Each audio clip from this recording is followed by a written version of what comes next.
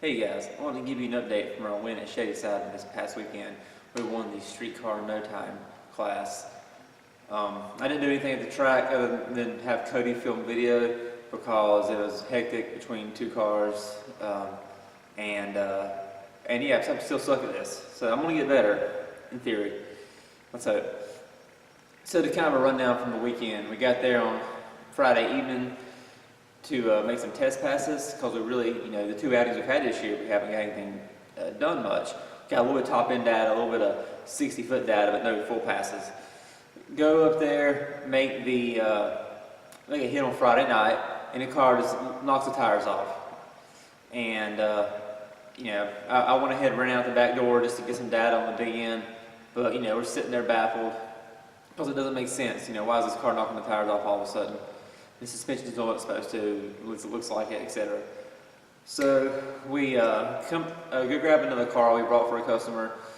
Made a pass in it, more like a hit in it, first time out, changing everything. And then we go grab John's car again, and we're hanging out to make another pass. It's a little bit later on, and there's some bracket racing going on. It's like a 490 index, and one of those cars just pukes the guts out of the transmission. Like 10:30, well about like 11:20 I think, they come to us and say, they're not going to get the track cleaned in time, so the night's done. So we're like, damn it. So now we got to wonder all night why the car spun, if our changes helped. So we get to spend more time going over the logs. We stayed at the track. John and I slept in the enclosed trailer, which isn't fancy at all. He had a cot, I had a sleeping bag. And thankfully the weather wasn't too hot or too cold, so it was easy to sleep in there. And did that, and then the next morning, I think we watched the video a few more times John took. He made some front suspension adjustments, and I made a change as well. I ramped some time in on the hit and put it back in, I want to say like a little over a second into the run. And I had also put some more time in it from the pass on Friday night up top because I just felt like the car didn't have any balls. Go out there, car works. There's a 120 60-foot, which isn't amazing by any means, but still went at 152.8 mile per hour. So that was a new PB mile per hour by probably 2.5 mile per hour, give or take. You go out there again, add a little bit of fuel based off the plugs, and added some more timing. And I ended up letting out early. Like I got in high gear and the car just felt funny. And I was like, is this thing eating itself? So I ended up pulling the chute about 4.33 seconds into the run. And it went the same time as before. It's less mile per hour because I let off early.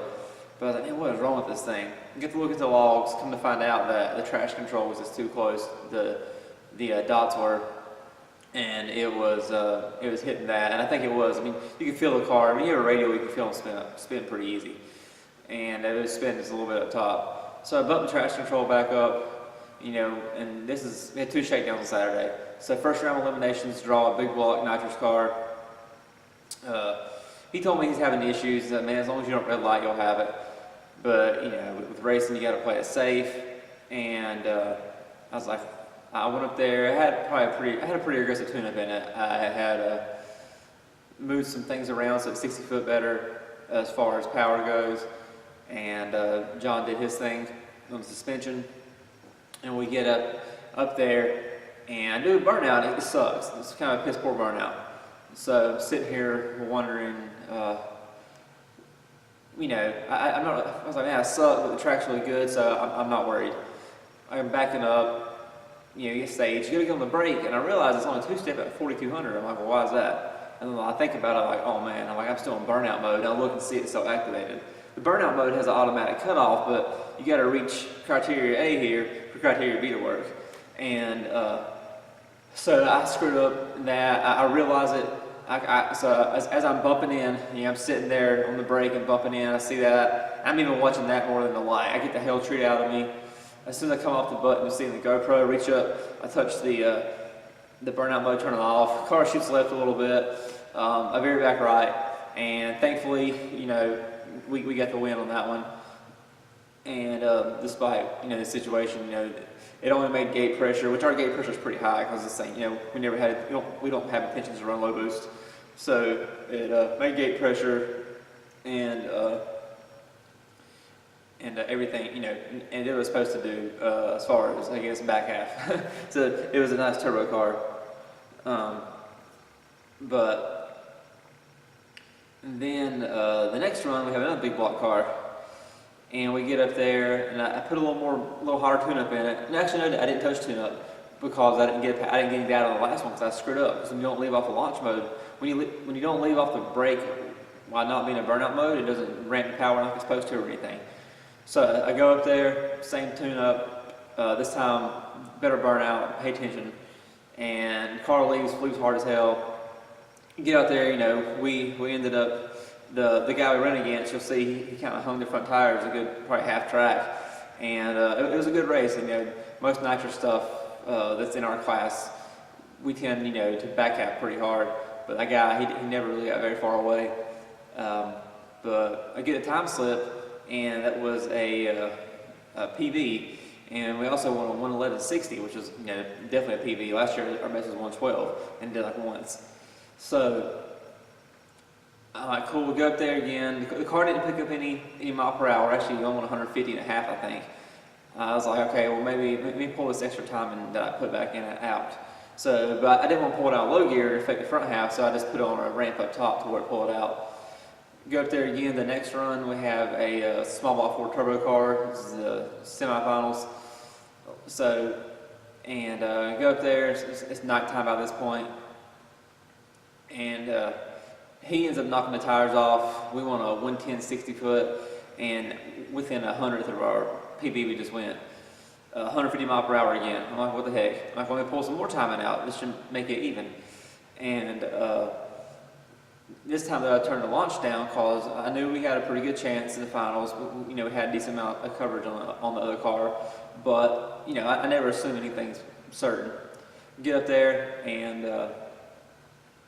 Once again, I figured some things out. For one, the car leaving on 24 pounds, leaving on 14 pounds, basically 60 foot exactly the same, and it's still running another 1:11.60 foot and the exact same mile per hour, I think, and time for sure as the last run.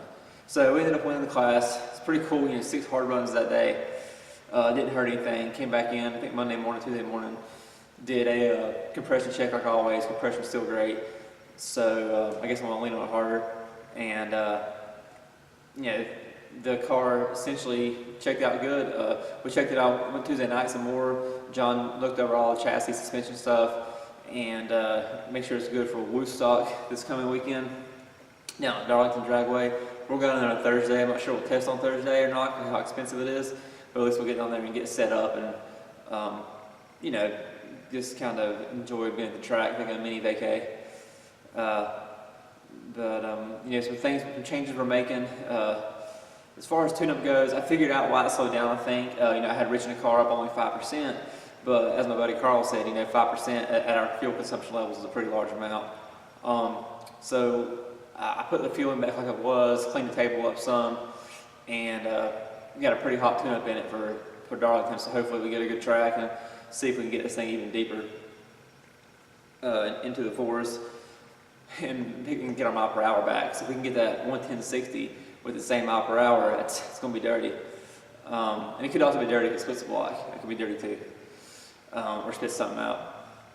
Then we noticed that our air temperature is, I got that new hyperactive sensor, put it in a little bit better spot, and our air temps are still about 370 on the big end. Which, we're running the 76 millimeter inducer. So I guess I'm not surprised. It makes a lot of heat, like 36 pounds, maybe 37. I think it's the last runs it was holding 35, 36 out the back door. Hopefully it'll keep the turbine wheel in it. But I called up FIC, and actually, I was like, hey, our fuel pressure on the boost is like 130, 135 psi. So I asked him if it'll work still at that level. Tim down there tested it. We have a single 775 in there now. Tim tested it for me. He's like, yeah, it still operates. He's like, it's pretty sketchy to do on our machine, but we found out for sure it works. I was like, okay, well, obviously, it's evaporated or something.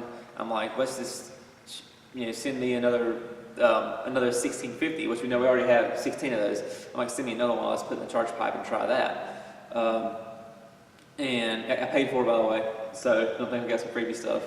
And so it's actually sitting on my desk over there. So I've got some stuff to do this morning, and later today I'll get the injector in and get it wired up, and we'll just test it at Woodstock and see if it likes it. If we can get the air temps to drop, there's definitely some power there. So that'd be pretty cool as well. And if it doesn't work good, we'll put the small one back in and just go on our merry way. But yeah, just gotta say for sure, happy with the car. That was our actual first official race of the year, and to come out and win it, and it's not like it was a bunch of mid 5-second cars, or some I'm sure, but there's a lot of low 5-second cars and definitely some high 4s. If not, I think there's at least one guy for sure, maybe more, that was faster than us. So, well, it's racing, so the fastest guy doesn't always win. And then have the car go 6 passes like that, full out passes, and still drive on the trailer, not miss a beat. That's pretty cool too.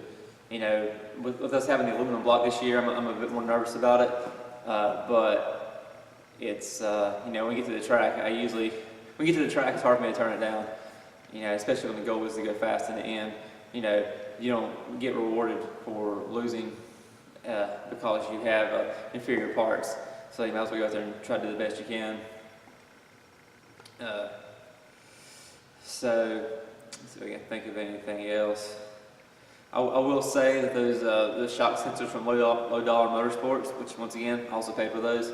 Those are pretty cool to have. It's awesome. Having data is everything. I really enjoy being able to see everything. And what's cool is the fuel tank actually has a built-in shock velocity setup. So once you put those shock sensors on, it automatically pulls up a shock velocity line in the data locker. So it's cool. That's all integrated as well. A lot of guys complain that fuel tank, you gotta have a bunch of boxes, and if you have external drivers and stuff, or if you have low PS injectors, you gotta have some resistor boxes, and they do all that for ECU serviceability. We have a FT600 though, and we have high impedance injectors, and we run their nano with their wideband setup, so we don't have a ton of boxes, and we're still running pretty fast. There's a lot of guys who complain about how many boxes they have that may have a system with one box, but they're slower, so take that for what it's worth.